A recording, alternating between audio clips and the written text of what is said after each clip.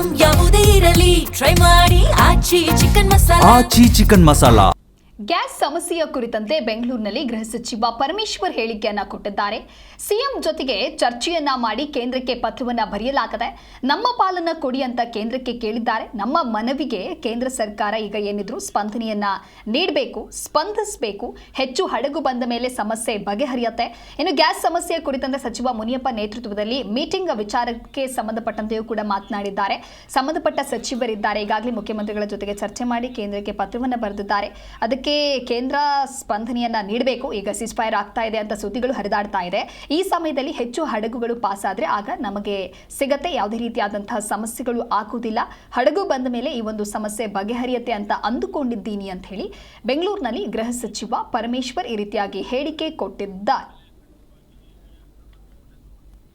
ಯಾಕೆಂದ್ರೆ ಅದಕ್ಕೆ ಡಿಸಿಆರ್ಇ ಇದು ಸ್ಟೇಷನ್ಸ್ ಎಲ್ಲ ಮಾಡಿದ್ದೇವೆ ನಾವು.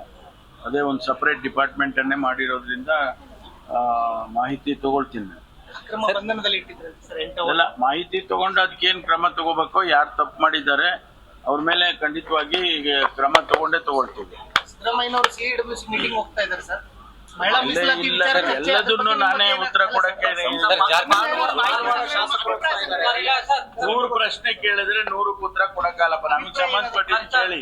ಯಾಕೆಂದ್ರೆ ಅದಕ್ಕೆ ಡಿಸಿಆರ್ಇ ಇದು ಸ್ಟೇಷನ್ಸ್ ಎಲ್ಲ ಮಾಡಿದ್ದೇವೆ ನಾವು.